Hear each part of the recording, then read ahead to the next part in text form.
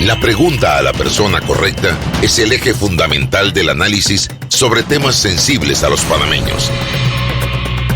Así se genera conocimiento y se producen resultados en beneficio de las personas y las comunidades. Presentamos Sin Rodeos, el análisis sobre el tema de actualidad.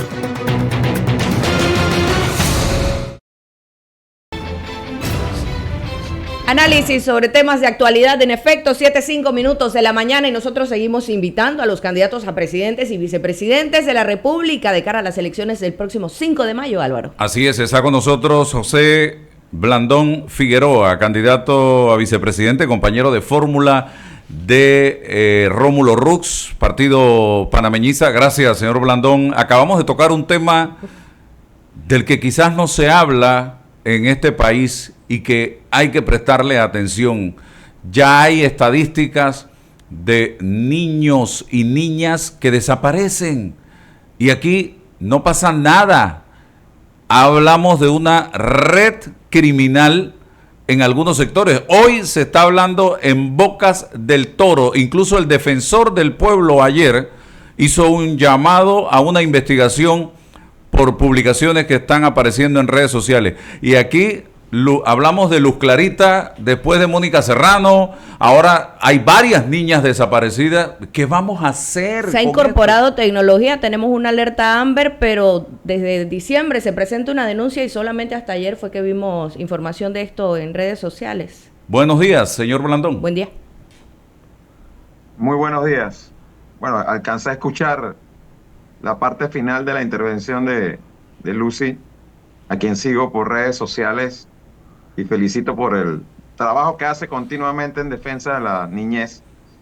Y definitivamente que es un tema preocupante. Cualquiera de nosotros como padre puede entender el dolor y la angustia que debe generar en una familia la desaparición de un hijo o de una hija. Y definitivamente que hay que hacer mucho más. Creemos que el uso de la tecnología, como bien señalaba Beca, en estos días hicieron ese anuncio de la alerta Amber, pero lo que llamó la atención es que más se supo de la alerta Amber por los medios que por los celulares, porque supuestamente eso te debe llegar como una alerta a tu celular, si funcionara bien y a tiempo, no varios meses después.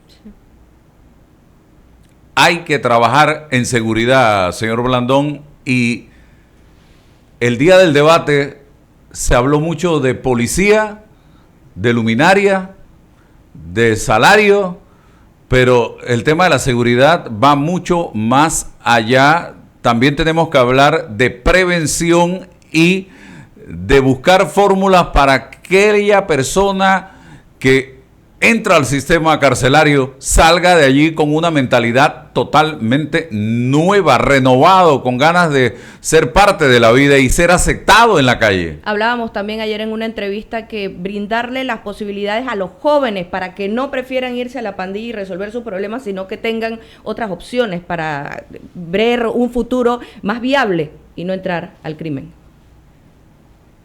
Así es. Mira, en el debate, Rómulo, nuestro candidato habló de prevención, represión y resocialización.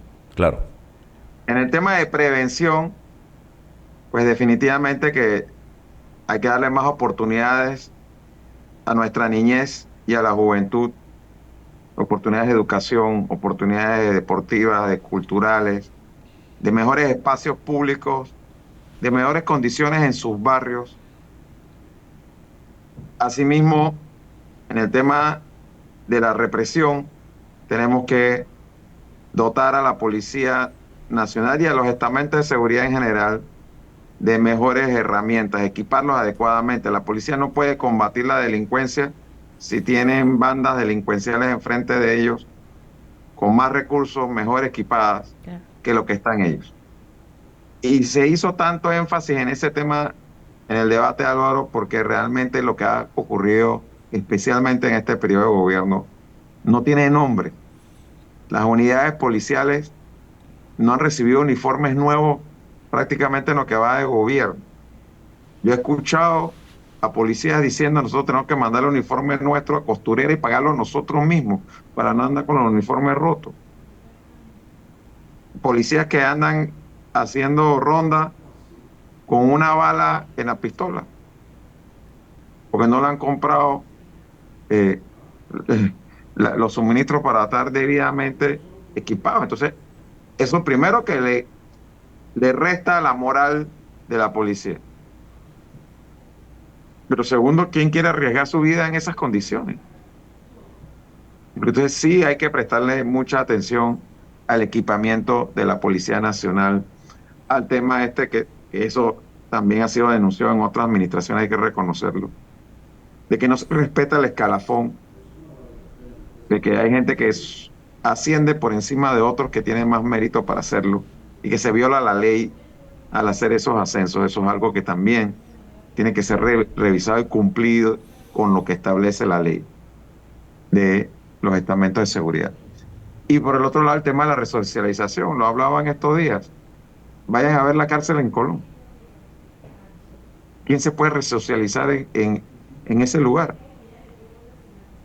Porque entonces, aunque no suene lo mejor, sí hay que invertir también en la construcción de centros de detención que realmente ayuden a tener la oportunidad de resocializar a quienes son detenidos. Hay temas sensitivos en este país que merecen ser atendidos. ¿Se resuelve esto creando nuevos ministerios, nuevas instituciones que tengan competencia en ya temas que son atendidos por otros? Álvaro lo mencionaba esta mañana, que se hablaba de crear un nuevo ministerio, una petición que se hizo... de transformar Senadis en el ministerio, en un ministerio, pues. Entonces, no quitamos el valor que tiene el tema, sin embargo, se crea otro ministerio o se busca crear otras oficinas que atiendan los mismos temas. Más burocracia.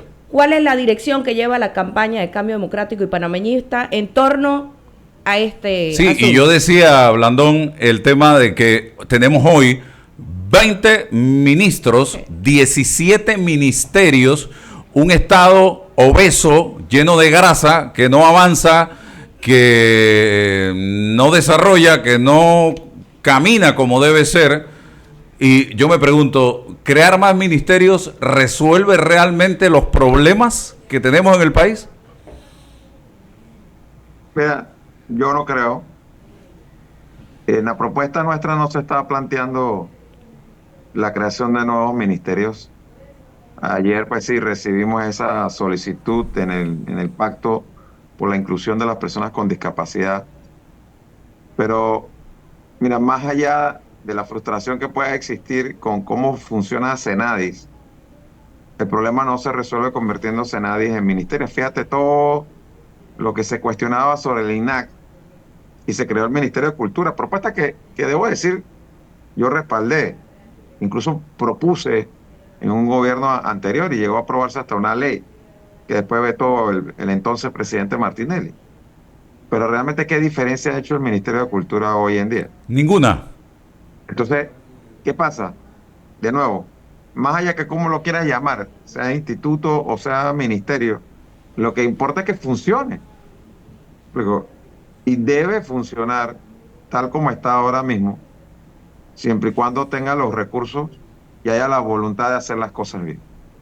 Entonces, en un país que tiene un presupuesto de 30.000 millones de dólares, como ocurre en este año, con 4 millones y pico de habitantes, el problema que nosotros tenemos no es un problema de falta de recursos. Digo, pongámoslo en perspectiva. El año pasado nosotros teníamos 27.000 millones de presupuesto y El Salvador tenía 8.000 millones y pico. Digo, nada más para que comparemos. No. Entonces, ¿qué opina la gente en El Salvador de su presidente? ¿Qué opinan acá del presidente que tenemos? ¿No? Entonces, no es un tema de presupuesto. Es un tema de qué haces con esos recursos. ¿Qué inversión priorizas? ¿Cómo utilizas esos recursos? En el panel que se llevó a cabo en el CONED, en el que usted estuvo, se habló precisamente sobre el tema económico. Y yo decía a la candidata Zulay Rodríguez, que me tocó preguntarle, se gastan 4.500 millones de dólares exclusivamente en 5 años en atender compromisos asumidos a través de leyes especiales en 3 áreas: educación, salud y seguridad, sin pedir nada a cambio. No medimos productividad, simplemente te lo ganaste a través de una ley producto de quizás una huelga, quizás una paralización o una caminata, una marcha, no sé. ¿Hasta cuándo vamos a seguir con esto, señor Blandón? Esto no hay presupuesto que lo resista. Yo creo, y me perdonan, pero a mí me enseñaron a que los ajustes salariales se ganan con trabajo, con esfuerzo, con productividad, con meritocracia. Yo no sé, además de eso, la cantidad de subsidios que hay en este país. No solo a la gente que menos tiene, también aquí le dan subsidios a la empresa privada. Y aquí acaba este gobierno de aprobar para sus amigos un incentivo donde se le paga prácticamente el proyecto o la obra turística a estos grandes empresarios, y eso es muy cómodo. A mí me encantaría que el gobierno me ponga una cadena de restaurantes en todo el país. A mí también. Y que me den la plata. Yo no sé si a usted le gustaría, señor Blandón. ¿Hasta cuándo vamos a andar con esto? Y lo que mencionas de lo que no se mide, el resultado de eso, a dónde van nuestras inversiones, no existe. Hablemos de todo esto. Mira, en general, tanto en tema de planilla como en tema de inversión, es importante que nosotros empecemos a hacer presupuestos pudiendo medir el efecto del dinero que se ha gastado o invertido. Y yo estoy de acuerdo con que si tú quieres buenos resultados del personal que estás contratando, debes pagarle bien. Vamos a partir de ahí. Pero la responsabilidad viene en las dos vías. Si yo te pago bien, tú debes cumplir con tus obligaciones. Y vas a ir mejorando, vas a ir ascendiendo en la medida en que vayas demostrando tus méritos, tu compromiso con el trabajo que estás haciendo.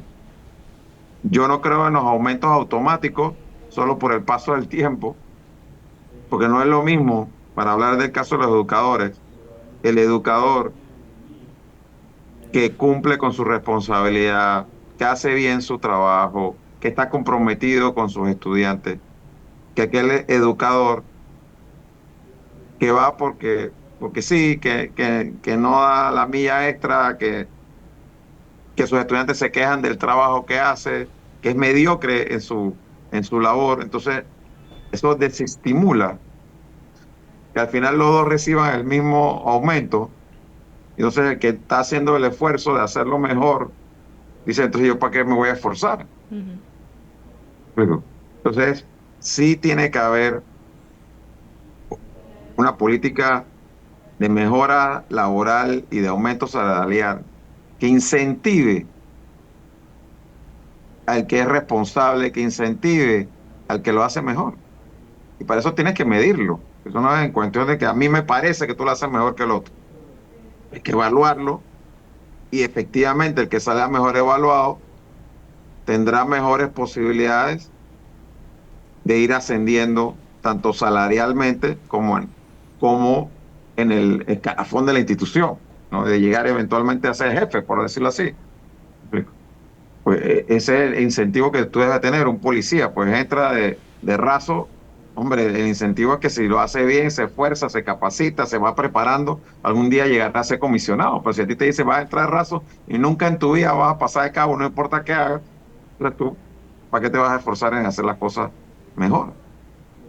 Entonces, eso debe ser un criterio válido para todas las profesiones, no solamente para las que tienen Para todas. condiciones especiales y escalafones automáticos.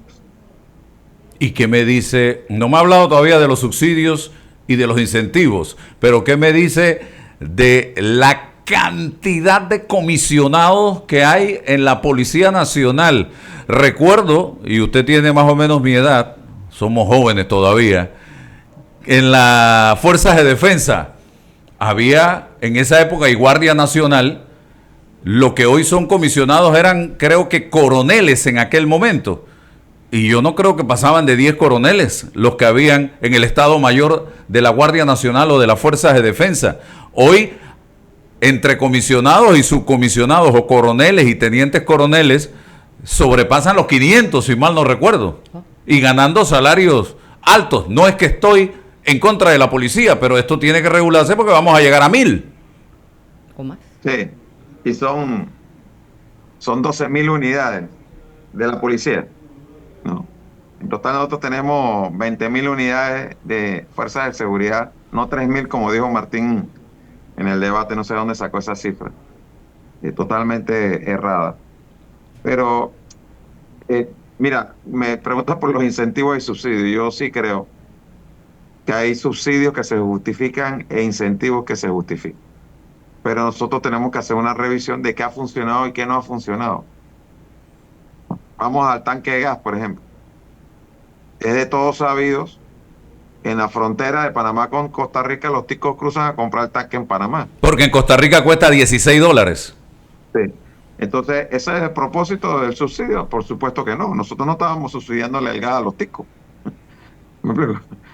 No era la idea, pues. Entonces tú tienes que hacer una revisión y ver cuánto nos está costando eso y si realmente estamos obteniendo el beneficio que queríamos tener y si hay una mejor manera de dirigir ese subsidio para que le llegue a quien realmente lo necesita. Y hoy en día existe la tecnología para poder dirigir eso de una manera más directa a quien lo necesita y que no estén los picos o dueños de restaurantes o gente de alto nivel adquisitivo beneficiándose del subsidio al tanquecito de gas. Eso es un ejemplo. En el caso de los incentivos y demás, ese mismo día en el CONEP, Álvaro, no recuerdo si estabas ahí cuando abrió el evento el experto del BID. ¿Cómo no? Sí, bueno, él señalaba la baja presión tributaria que hay en Panamá, la gran cantidad de incentivos que hay en el sector privado, el alto nivel de evasión fiscal que hay en Panamá. Y esos son temas que también tenemos que abordar, porque a veces tú escuchas a la gente del sector privado quejándose de los subsidios a los pobres, pero nunca los escuchas quejarse de los incentivos y demás que los hacen a ellos invertir, como en el caso del sector turismo, millones de dólares sin ningún tipo de riesgo porque el gobierno les reconoce todo eso en créditos fiscales. Así que sabroso así.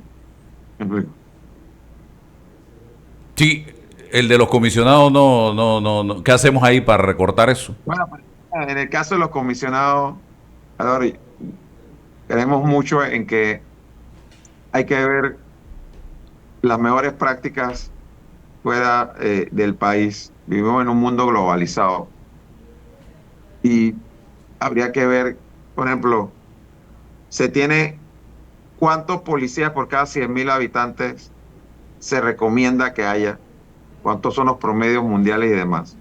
Y por ejemplo, nosotros estamos por encima del promedio mundial cuando cuentas todas las fuerzas de estamento de seguridad. Entonces, pareciera que en Panamá el problema no es cuántos policías tienes, sino cómo están haciendo su trabajo. Pero estamos en Canadá y Francia.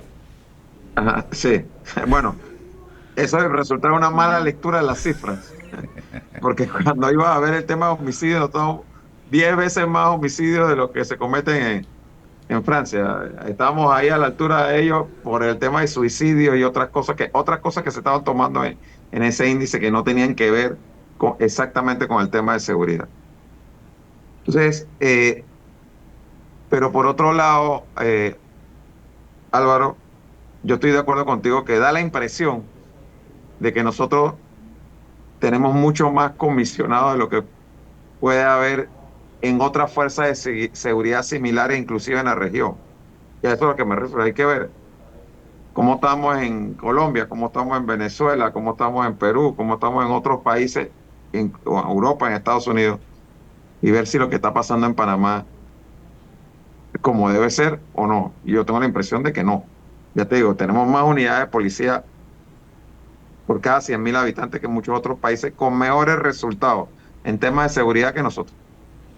Hablando de otros países y basándome también en la participación que han tenido en algunos congresos y propuestas que han firmado allí con distintas organizaciones, se ha estado hablando de renegociar el TPC con Estados Unidos y entiendo que el señor Rómulo Rux también tiene una promesa en esa dirección. ¿Qué nos puede decir sobre eso? Sí, y te agrego, Lisbeica, ahí estuvo Rómulo Rux y Martín Torrijos y Lombana y Richard Morales en el Congreso de ANAVIP, que se inauguró ayer en el Megápolis, y todos los candidatos y sus representantes estuvieron allí, con excepción de José Gabriel Carrizo, que no mandó a nadie y fue invitado, y Ricardo Martinelli, que no mandó a nadie de su campaña y también fue invitado.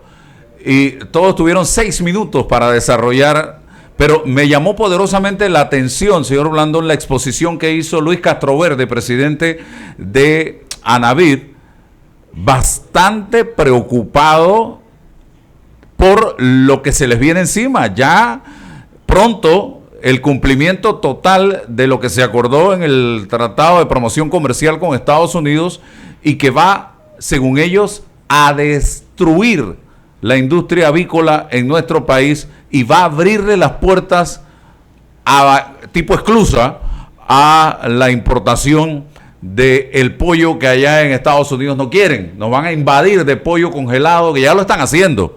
Lo descongelan acá, pollo viejo, y lo venden como pollo fresco. Y lo mismo está pasando con el cerdo. El productor de cerdo tiene pánico de lo que vaya a pasar con ellos, y Estados Unidos no ha querido todavía sentarse a negociar. Ya ha dicho simple y sencillamente no renegociamos. No sé si hay alguna fórmula para tratar de lograr una renegociación con Estados Unidos en ese sentido. Bueno, empiezo por decir que si hay un compromiso de parte de nuestra nómina de impulsar una renegociación del TPC con los Estados Unidos. Sabemos que no va a ser fácil, pero sí creemos que el intento y el esfuerzo vale la pena. Pero yo sí quiero hacer un poquito de historia, porque aquí tenemos 2 expresidentes que están todavía al día de hoy como candidatos en esta elección.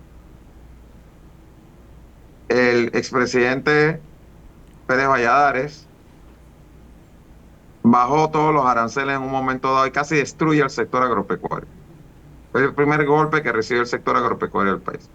En el gobierno de Mireya Moscoso se volvió a subir los aranceles para proteger al sector agropecuario, y eso le dio un respiro a muchos productores que estaban al borde de la extinción por la decisión adoptada por el gobierno PRD de Pérez Valladares. Después vino Martín Torrijos, y en el gobierno de Martín Torrijos se firma el TPC.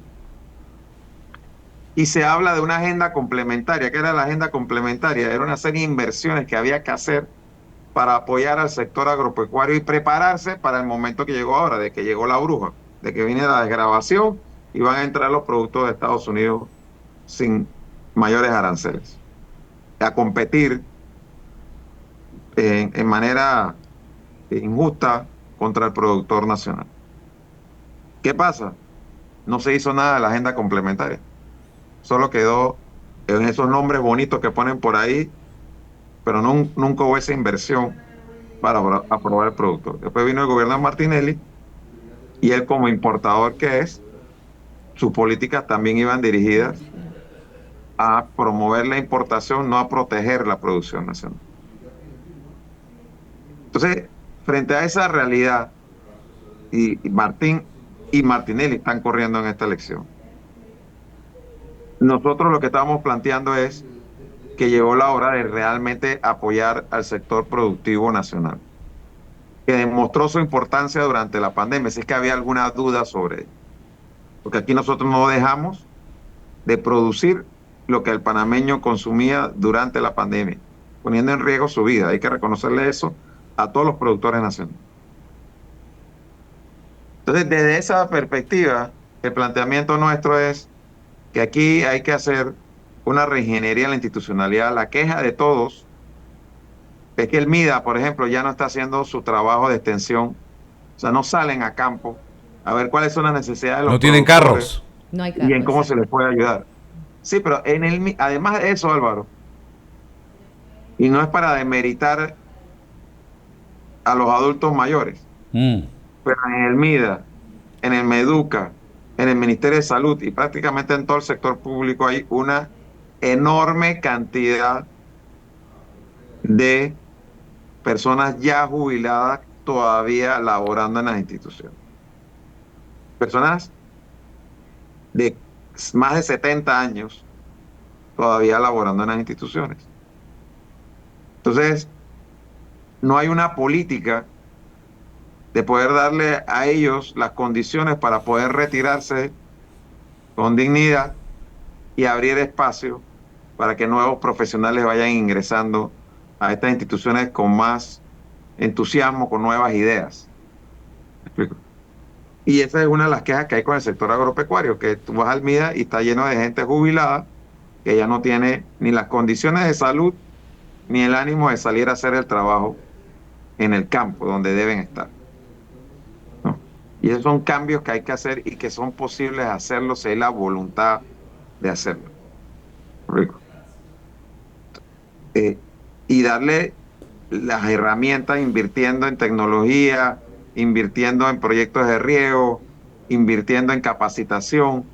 Aquí se dijo, por ejemplo, Álvaro, y mi papá es egresado del INA, en Divisa, iban a convertir el INA en una especie de instituto superior de formación de agropecuaria, y lo único que hicieron con el INA fue cambiarle el nombre.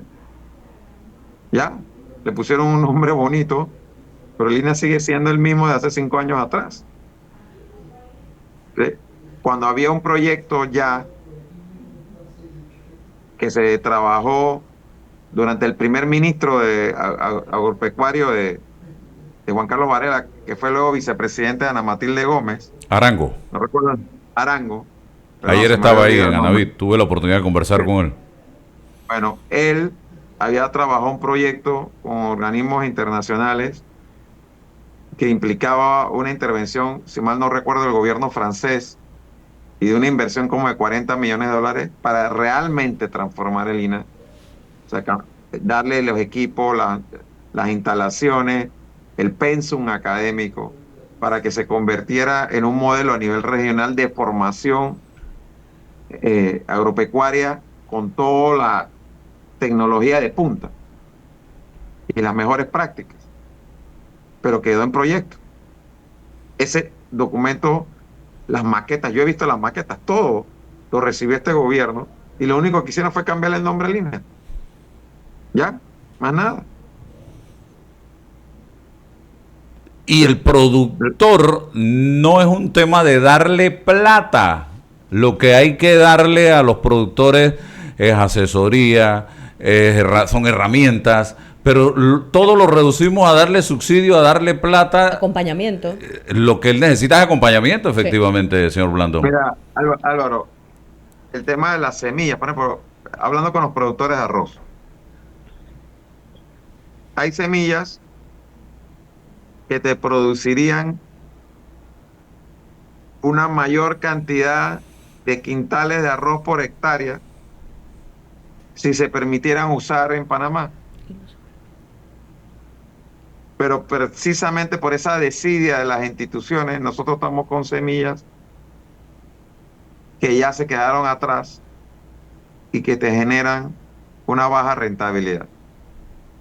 Entonces, hay semillas ya que digamos que se han probado un poco clandestinamente y que casi que duplican la productividad que hoy en día generan las semillas que están permitidas en Panamá. Entonces, es tan sencillo como que las instituciones que tienen que aprobar eso pongan de su parte para efectivamente aprobarlo y pasar de 100 quintales por hectárea a 150 o 170 quintales por hectárea.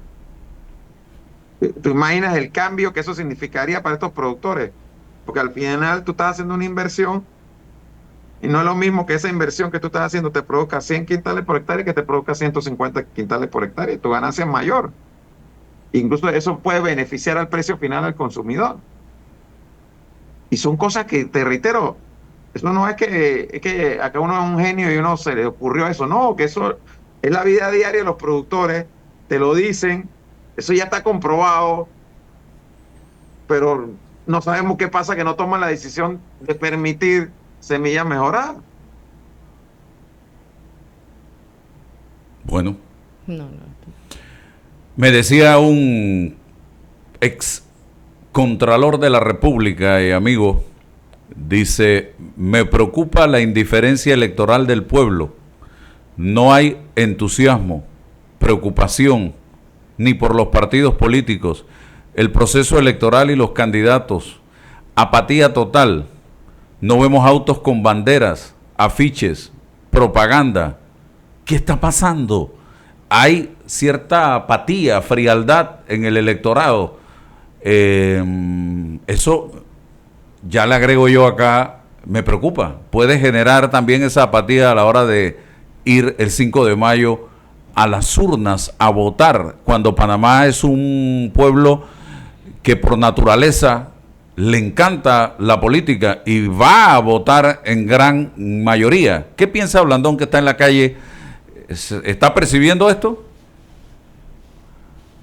Mira, yo, por el contrario, en cuanto a la nómina nuestra, por ejemplo, yo percibo un entusiasmo creciente, sobre todo en el interior de la República, en apoyar a la nómina. Ayer se sumaron 67 candidatos por la libre postulación, y yo creo que esto es importante aclararlo, no es un grupo de independientes, gente que dice, bueno, que nosotros no estamos inscritos en ningún partido, vamos a apoyar a Rómulo. No, estamos hablando de candidatos postulados por la libre postulación, de gente que es candidata y aparece en la papeleta del 5 de mayo del 2024.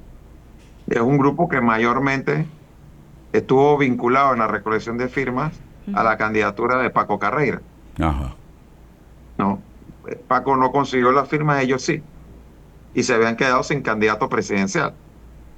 Y después de deliberar, incluso de hacer una votación secreta, decidieron apoyar en su absoluta mayoría, más del 90%, a la nómina que encabeza Rómulo Rux y mi persona. Entonces, para darle justo contexto a eso. Entonces, yo sí siento un entusiasmo. Lo que puede sí ser, y lo reconozco así, es que se ve menos publicidad en las calles que antes. Pero reconozcamos que hay regulaciones distintas. Antes se permitía poner banners en los postes de luz por todos lados. Y tuviera cada poste con 5 banners, o 10, 15, que ni se veían los banners porque uno cubría al otro. Eso ya no se puede. Y qué bien que ya no se puede. Claro. Fue incluso una propuesta nuestra cuando fui alcalde, incluir eso en la reforma electoral, y se incluyó. Porque yo hice mi campaña alcalde sin poner ese tipo de publicidad y gané.